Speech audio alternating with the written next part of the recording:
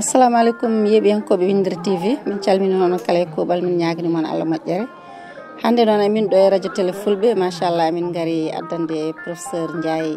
invité d'honneur muɗum machallah oɗon gandi no min mbino on ni tan Windere TV ene faye événement machallah pattamlamo to Travers Night Club à partir de 16h ene waɗa lancé 4 ans muɗum 4 ans Windere TV min mbino on machallah amin mbaɗa hen lancement film documentaire amin mbaɗa hen aussi prestation artiste amin mbaɗa hen des décorations e goɗɗum ko ganduɗa ko surprise min kalata ɗum ma yimɓe gara tan jiyan koye mumen kadi leñol ngol foof ina nodda e keewal e peewal yo gar jiyan koye mumen machallah ko jogori kewde toon ko hunde wande fayida donc noon hande amin gari ɗo hennene addande professeur Ndiaye invitation d'honneur muɗum professeur Ndiaye min calminima mi salmitimama mi juurimama mi salmini dendagal membre délégation gari ɗo e inde Windere TV ko ardi foof ɓannam ndu dogui no fewi saabu noon inde mon nde ko inde mawde Windere woni aduna Windere woni ko Allah windi so tawi onon on mbawi ganduɗa hoorema wawde organe poɗɗo ni dendagal jeeyaɓe e nder Windere nde jeeyaɓe e nder aduna he jeeyaɓe e nder monde he foof ene wayno jeeya ko e nder organe moɗon wadde hande oɗo saaha télé dillowo radio dillowo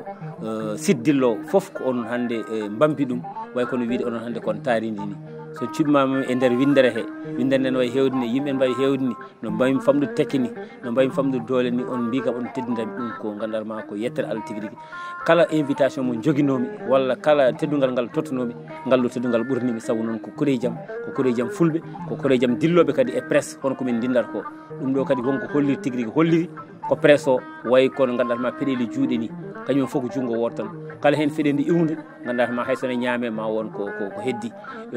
firti ko hande oɗo saaha onon on mbiyani tan ko Windere tan woodi minen min mbiyani ko télé fulɓe tan woodi gonɗon koye notade inde moɗon oɗon mbaɗa coordonné oɗon gotodina dendagal ko dillata e nder presse ko dillata e ganduɗa kala ko fati kumpiɗo gonɗo e nder leydi Sénégal nde tawno bandiraɓe sehilaɓe hay goto wawi wiide ene humpita yimɓe tan ala goto foof ittata hen hunde mum tan waɗa hen mefta totta saabu noon hay goto wawa ɓaftude ko Allah waɗiri hono noon sa ƴeewi Sénégal hande monde médiatique o ene waɗi fodde temedere e quelque kono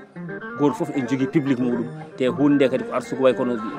colli ɗi ni sonde foof so fini won abbere gawri ndi jogori ñamde nde hay goto wawa hadde ɗum ñamde way kono yeeyoɓe ni ɗum kadi ko noon vraiment ɗum ɗo ko weltare mawde tigui rigui délégation poɗɗo ni arde ene wawno tan togaran Oumar Doro walla an tan goto gadda walla Oumou Sy ara tan tottanami lettre walla Diallo addunami kono so tawi on mbaɗi délégation poɗɗo ni kadi on mbaɗi immortalisé kadi gadduɗon kadi caméra moɗon gadduɗon ganduɗa dendagal kaɓɓiɗo moɗon kala ko fate radio gam wawde hollude bandiraɓe tigui rigui ko mbaɗɗon ko on cakinani hen ko mbaɗɗon ko kadi on mogguinaki hen te ala ko jiɗɗon hen so wona yidde mawninde e mawnide ganduɗa hoorema oɗo ñalawma kono mawnide gandama Windere TV ɓe rewi kadi vraiment ɓe weltima yo Allah ngal hoore ruttumon teddugal ya barke rasulullah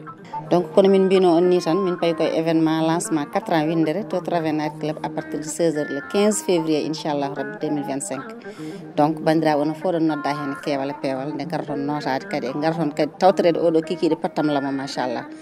donc musiba bandiraɓe musidɓe tedduɓe yeɓannoɓe Windere TV no Sara Bal wini tan en garno ɗo hen e radio télé fulɓe international ɗo kam ko gallam ɓe mbi yiiɗi toon nela toon emin gaari ƴewde professeur Ndiaye gam addani ɗum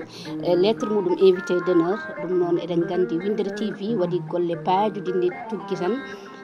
ko wiyete duuɓi nayyi no eɗen gandi wona lebbi nayyi kala ko ligguino inchallahu rabbi so tawi oɗon jiiɗi humpitade ɗum oɗon invita le 15 wonata so Allahu lamɗo jaaɓi toon Travers Night Club à partir de 16h ɗum no bandiraɓe foof ene nodda hen garon e keewal e peewal mbasen darade boowal gaynen law goten law ɗum no bandiraɓe musidɓe tedduɓe nde kon rendez-vous inchallahu rabbi e invité goɗɗo so Allahu lamɗo jaaɓi Allah jarama on jarama